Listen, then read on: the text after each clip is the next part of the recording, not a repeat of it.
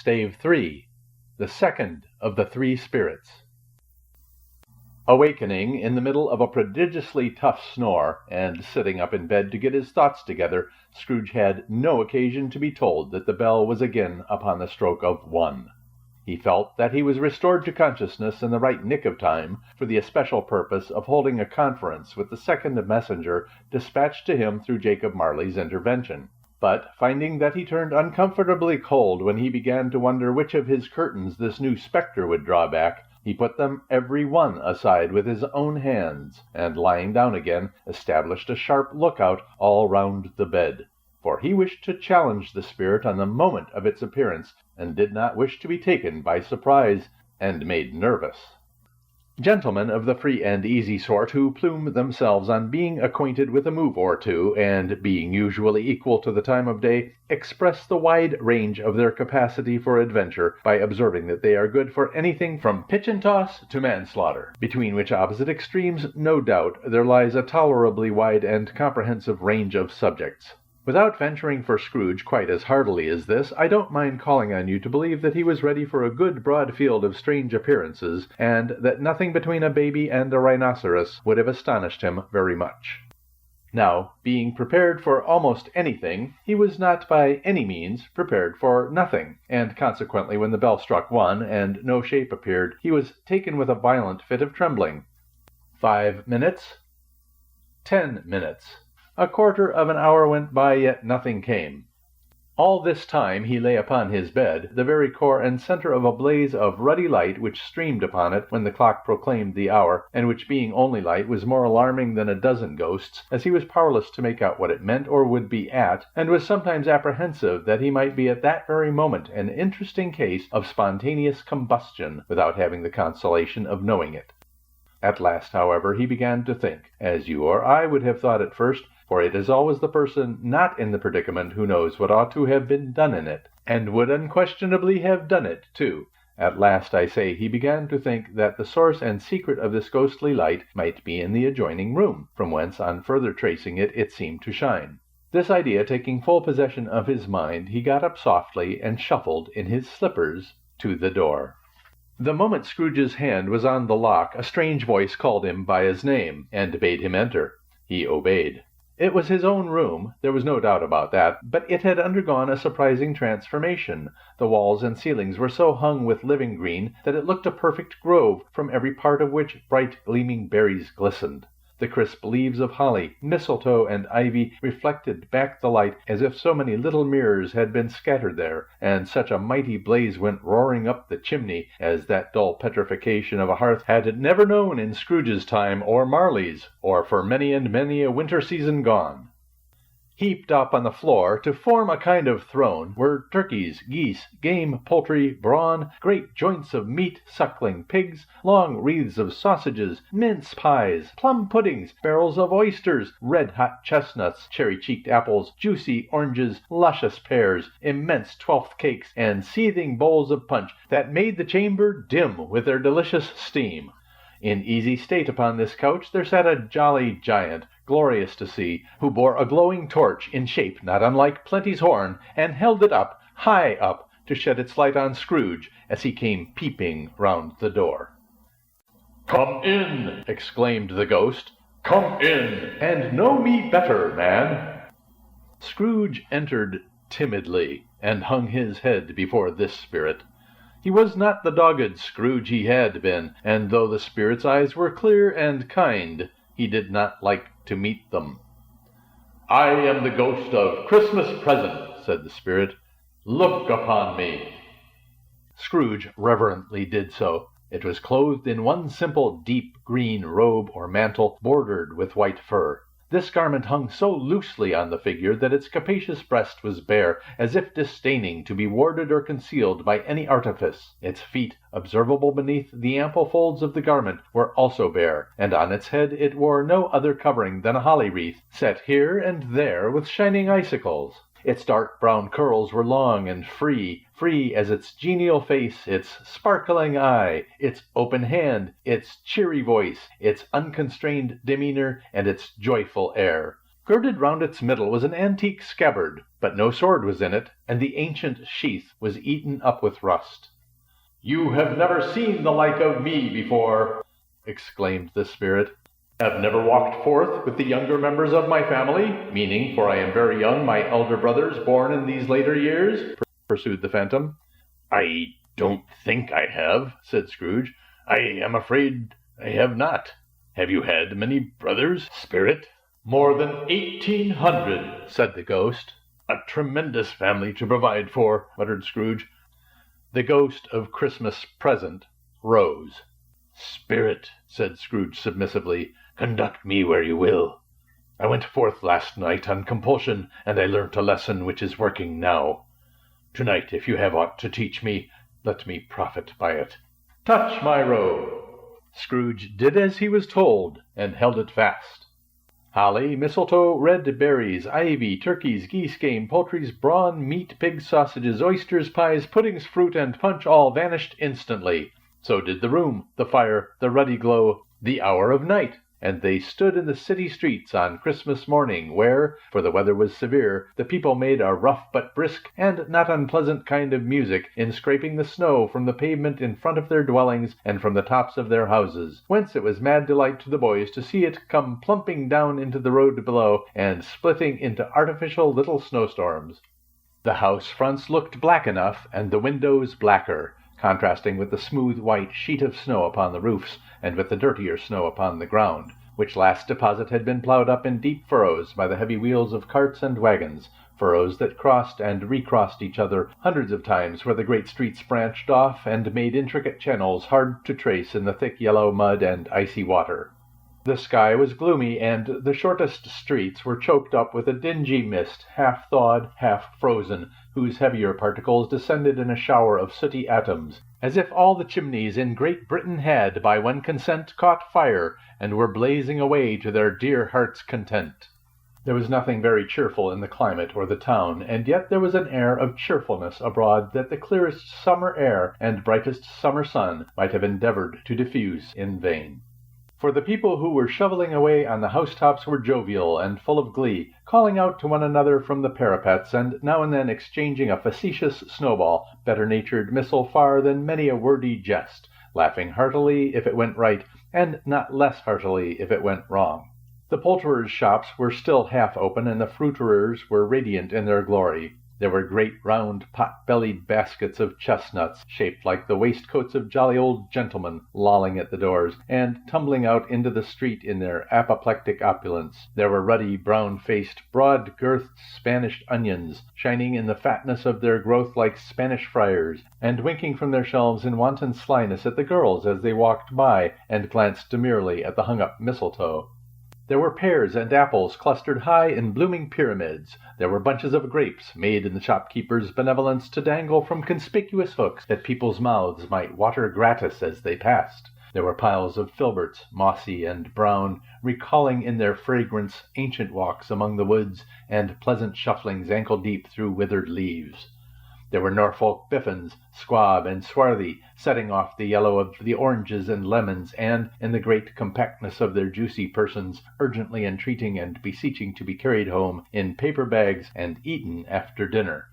The very gold and silver fish set forth among these choice fruits in a bowl, though members of a dull and stagnant-blooded race, appeared to know that there was something going on, and, to a fish, went gasping round and round their little world in slow and passionless excitement.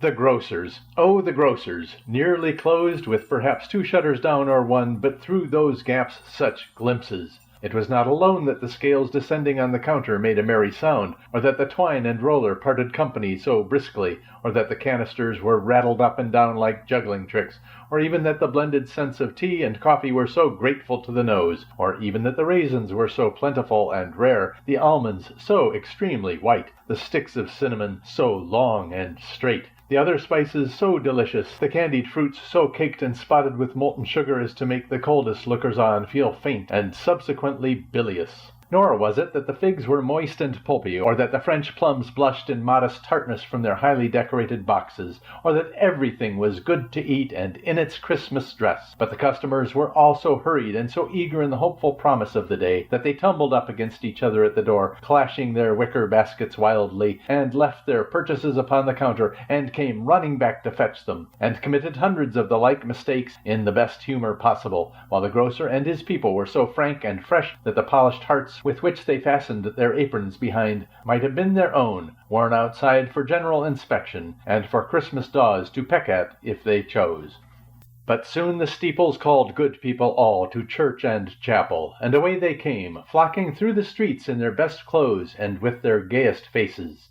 And at the same time there emerged from scores of by-streets, lanes, and nameless turnings innumerable people carrying their dinners to the bakers' shops. The sight of these poor revellers appeared to interest the spirit very much, for he stood with Scrooge beside him in a baker's doorway, and taking off the covers as the bearers passed, sprinkled incense on their dinners from his torch. And it was a very uncommon kind of torch, for once or twice when there were angry words between some dinner carriers who had jostled each other, he shed a few drops of water on them from it, and their good humor was restored directly, for they said it was a shame to quarrel upon Christmas Day, and so it was. God love it, so it was. And yet there was a genial shadowing forth of all these dinners and the progress of their cooking in the thawed blotch of wet above each baker's oven, where the pavement smoked, as if its stones were cooking too. "Is there a peculiar flavor in what you sprinkle from your torch?" asked Scrooge. "There is. My own." "Would it apply to any kind of dinner on this day?" asked Scrooge. "To any kindly given. To a poor one most." "Why to a poor one most?" asked Scrooge. "Because it needs it most." "Spirit," said Scrooge after a moment's thought, "I wonder you, of all the beings in the many worlds about us, should desire to cramp these people's opportunities of innocent enjoyment." "I?" cried the spirit. "You would deprive them of their means of dining every seventh day, often the only day on which they can be said to dine at all," said Scrooge, "wouldn't you?" "I?" cried the spirit. "You seek to close these places on the seventh day," said Scrooge, "and it comes to the same thing." "I seek!" exclaimed the spirit. "Forgive me if I am wrong. It has been done in your name, or at least in that of your family," said Scrooge. "There are some upon this earth of yours," returned the spirit, "who lay claim to know us, and who do their deeds of passion, pride, ill will, hatred, envy, bigotry, and selfishness in our name, who are as strange to us and all our kith and kin as if they had never lived. Remember that, and charge their doings on themselves, not us." Scrooge promised that he would, and they went on, invisible as they had been before, into the suburbs of the town. It was a remarkable quality of the ghost, which Scrooge had observed at the baker's, that notwithstanding his gigantic size, he could accommodate himself to any place with ease, and that he stood below a low roof quite as gracefully and like a supernatural creature as it was possible he could have done in any lofty hall. And perhaps it was the pleasure the good spirit had in showing off this power of his, or else it was his own kind, generous, hearty nature, and his sympathy with all poor men, that led him straight to Scrooge's clerk's. For there he went and took Scrooge with him, holding to his robe. And on the threshold of the door the spirit smiled, and stopped to bless Bob Cratchit's dwelling with the sprinkling of his torch. Think of that! Bob had but 15 bob a week himself.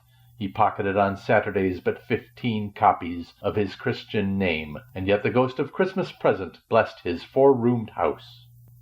Then up rose Mrs. Cratchit, Cratchit's wife, dressed out but poorly in a twice-turned gown, but brave in ribbons, which are cheap and make a goodly show for 6 pence, and she laid the cloth, assisted by Belinda Cratchit, second of her daughters, also brave in ribbons, while Master Peter Cratchit plunged a fork into the saucepan of potatoes, and getting the corners of his monstrous shirt-collar, Bob's private property conferred upon his son and heir in honor of the day, into his mouth, rejoiced to find himself so gallantly attired, and yearned to show his linen in the fashionable parks.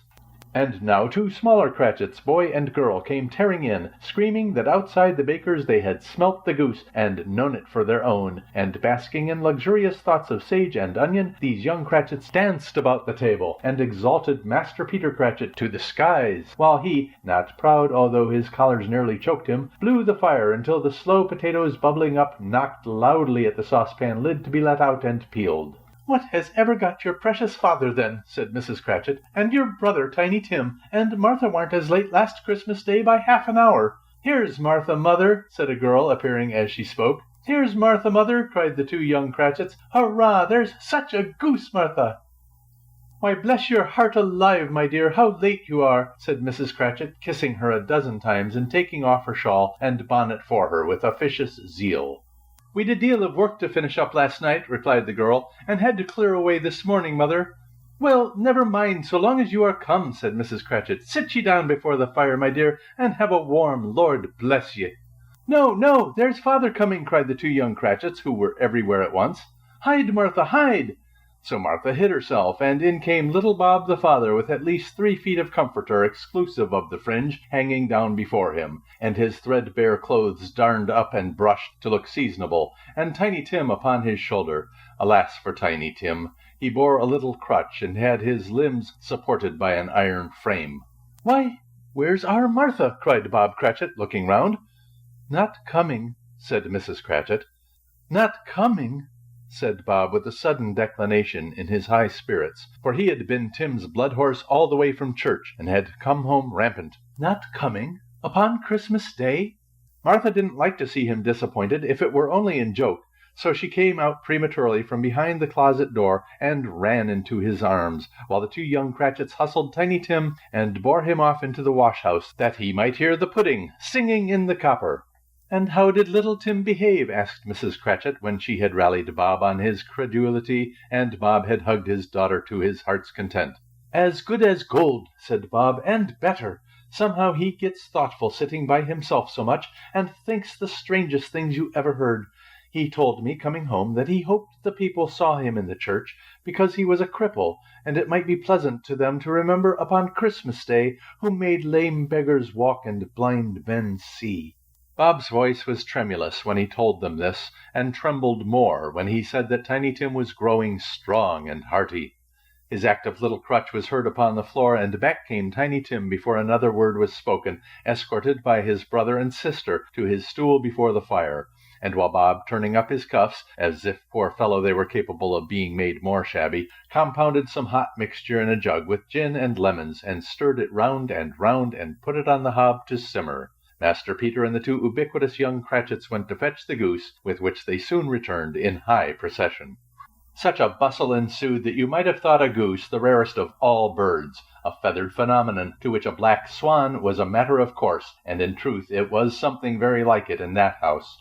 Mrs. Cratchit made the gravy, ready beforehand in a little saucepan, hissing hot. Master Peter mashed the potatoes with incredible vigor. Miss Belinda sweetened up the applesauce. Martha dusted the hot plates. Bob took Tiny Tim beside him in a tiny corner at the table. The 2 young Cratchits set chairs for everybody, not forgetting themselves, and mounting guard upon their posts, crammed spoons into their mouths, lest they should shriek for goose before their turn came to be helped.